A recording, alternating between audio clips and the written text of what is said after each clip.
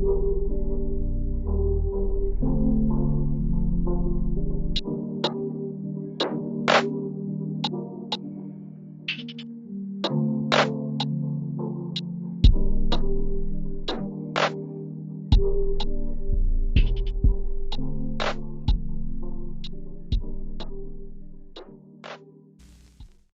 right, Steph, what are the three worst words that you can say that just make you feel terrible to say it?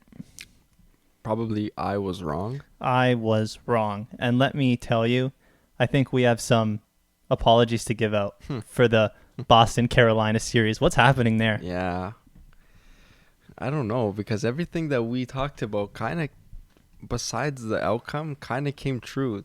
Canes are having some injuries at goaltending. They're having to rely on a third stringer, but they're winning games, so it doesn't really matter. But yeah, that we're having a shocker on that one. Yeah, I mean, to say the least, we said that Boston would have less trouble in this series compared to Carolina because Carolina was coming in with no Freddie Anderson. Yeah. Antti Ranta had absolutely no playoff experience. Before this series started, it was a good bet to think that Antti Ranta was not going to play well. But give credit to that guy. He has stood on his head. And last game, when he got injured, Pyotr Kochnikov, did I say that right? Kochnikov, I don't know. Kochnikov came in, and let me tell you, I was so close to putting a live bet on Boston to win that game at that time. Thank God I didn't because he stood on his head when it mattered most. He did, yeah. And I think we probably should have put more stock on how dominant the Canes were against Boston this season. They were 3-0, I think, against them. Not many teams do that to Boston. We probably should have put more stock in that, but we were thinking logically, again, no Freddie. What does that mean? Clearly, it doesn't matter what it means because it's not affecting them. But yeah, that's not a good look for us. Yeah, I mean, if the goaltending in Carolina stays hot, I don't think Boston really has a chance. But one of the reasons why I think Carolina has proven us wrong is because, in my opinion, the whole reason why Boston is built for the playoffs is because they're tough, they're gritty, and they play that game where they get under your skin. And I don't know about you, watching those first two games, it looks like Carolina is beating them at their own game. They are, I think, and so we're recording this on Thursday. We watched game 2 yesterday. This rookie, Pyotr Kochekov, is going up to Brad Marchand, getting in his head. He got him to slash him in the arm, which he only got a $5K fine for, which is kind of funny. But it's rare that you see someone get under Marchand's skin like that. And it was a rookie who can't even, it's his first time playing in the playoffs, was doing that. So I mean, it's pretty funny. I saw a tweet after that because Kochnikov can't speak English very well. He was chirping Brad Marchand in Russian. That's amazing. Right? Good for them. I mean, that Rod Brindamore style, like you talked about earlier, is you play like you think, you own the place, you run through walls for your team, you give it all that you got. And, man, give credit to Carolina. They have not only won those first two games, they have dominated those first two games. Yeah. And let's just talk a little bit about that Pasternak to play that Ranta got hurt on. Did you think at first glance that it was an intentional or warranted a penalty? I mean, at first, it looked like David Pasternak was going for the puck, and he did admittedly kind of stick out his hands towards the end of the play. In my opinion, I feel like it was more of a quick second in the moment reaction where he didn't mean to stick out his hands and literally hit Antti Ranta to the head. I don't know what kind of person you have to be to do that on purpose. So for the benefit of the doubt, I'm going to say that it was accidental. Why? You think there was malicious intent? I don't, like you said, I don't want to go out and say he meant to do that. It looks so weird because he stopped and he was stopping, and then his arm came out of nowhere and cranked him. Like it wasn't even a swing of the arm. He just stuck his arm out and he got him. But that could, even though Boston's down 2-0, if Kochekov has to go into TD Garden now and it gets a little bit shaky, that could kind of change the trajectory of the series, even though it was early and Kochekov looked good. You never know what's going to happen in games 3 to 7 potentially. Yeah, I mean, as an individual, if I was making a bet on this series when Antti Ranta got kicked out of the game, not kicked out, when he got hurt and was forced to leave, I would have put money on Boston right then and there. But after what I've seen Kochnikov do, man, I don't know, but I have to wonder whether there was adrenaline there. We're seeing kind of like an Eric Shalgren type effect where in the first couple of games he plays really well and then comes back to earth. There's just something about good teams having their backs up against the wall when things get tough. They play for the guy that's trying to not hang them out to dry. And it looked like the Leafs did that with Shalgren.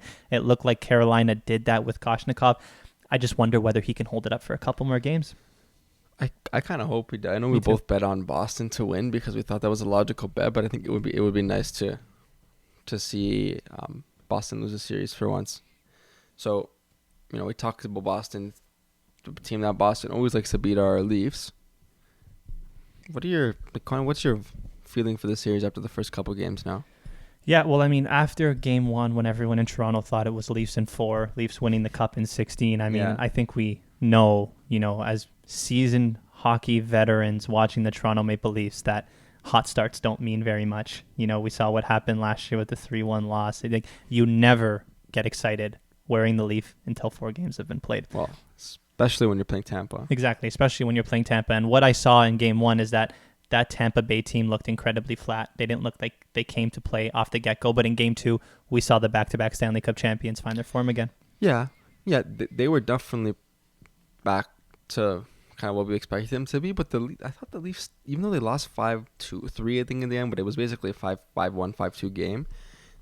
I kind of came away with more positivity than I think, more than I thought I would. You look at the scoreline and you think 5-1, like these guys got cranked, but sure they did. But for that first period and a half, they were unreal. I thought they were the better team.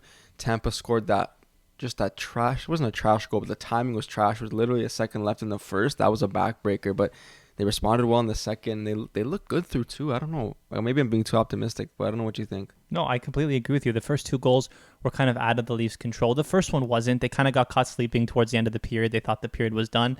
Credit to Hedman, he made a nice play. And then the second goal, I believe this was the second one. It's when David Kampf didn't realize that TJ Brody didn't have a stick. It passed it to him, and he couldn't clear it out. Yeah, I'm not sure when that was. But I think it might have been the second goal, and that came right after Vazzy made that crazy save. So if Liljegren scores that game, it's 1-1. The building's booming.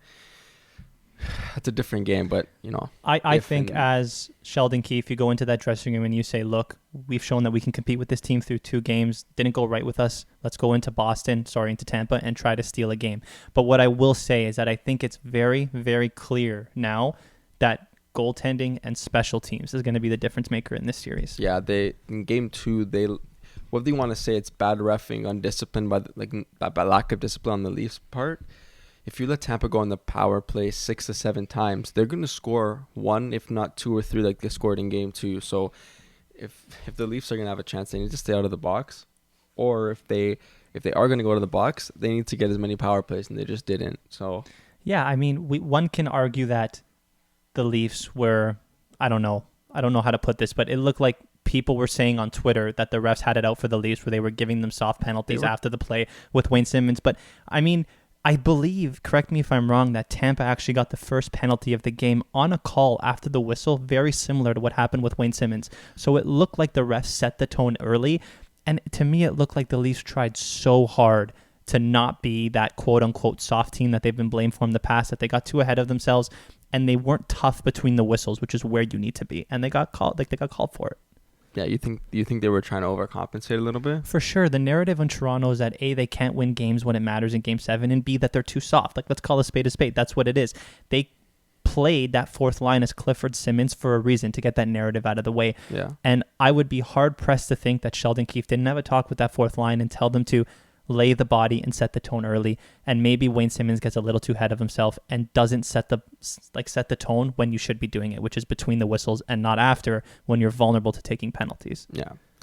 So this episode's going to come out on Monday, and by Monday 4 games will have been played. So when we're recording here next week, or when this comes out on Monday, what do you think the series is going to be at? They will have played 2 games more by then, right? Yeah. I think the series splits in Tampa as well. I honestly think the Leafs come out in Tampa Game 3 playing hard. I think they lose Game 3 just because the crowd's going to be behind Tampa. But I think in Game 4, the Leafs bounce back. And I'm telling you, if the Leafs come back to the Scotiabank Center, tied at 2, I think we have a very good chance of winning the series. Yeah, I like our odds in a 2-game series, basically.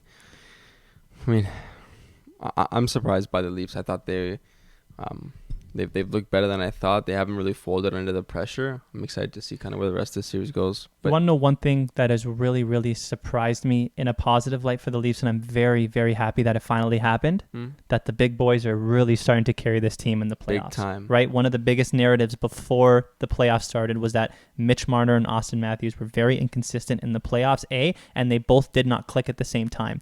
I saw a great interview with Wayne Simmons after the game yesterday night where he got asked this very similar question and said, are you happy that the first line is being finally putting those rumors to rest?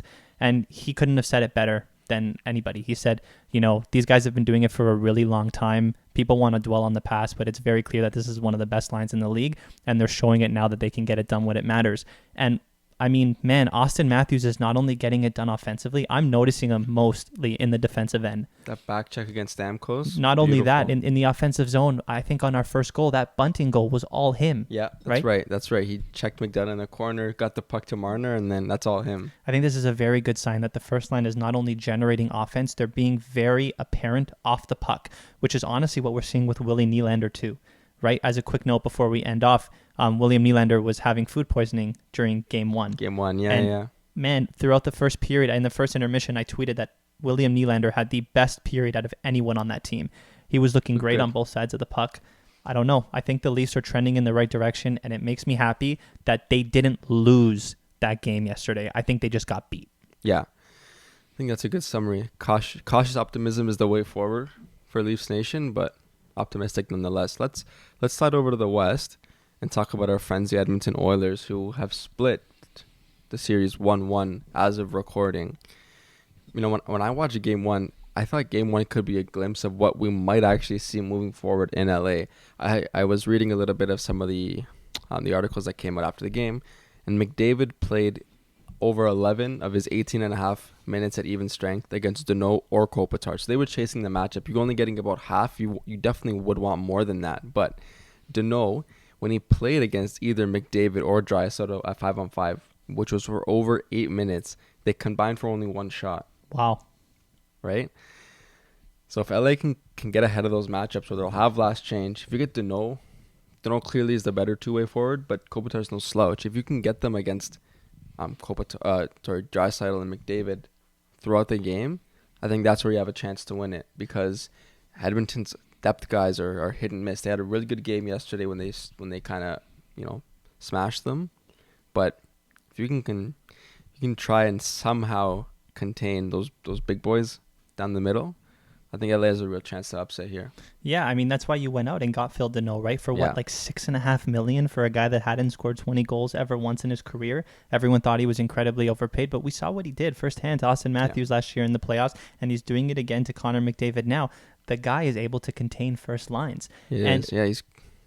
Sorry, continue? It's impressive how he does it. Yeah, and you mentioned that Phil Danault and Kopitar only got to play half of the minutes against the McDavid line, and I would think that's because Edmonton gets last change in Edmonton, right? Now, when we see them go over to LA and they get to play upwards of 75% against that line, I mean, man, if LA can score 2 or 3 besides like going behind a shaky Mike Smith, like you never know what could happen here. That's exactly what it is. And now they have essentially the same number of, actually they have more home games now the rest of the series, right? So it splits a 5-game series. They got 3 of them at home.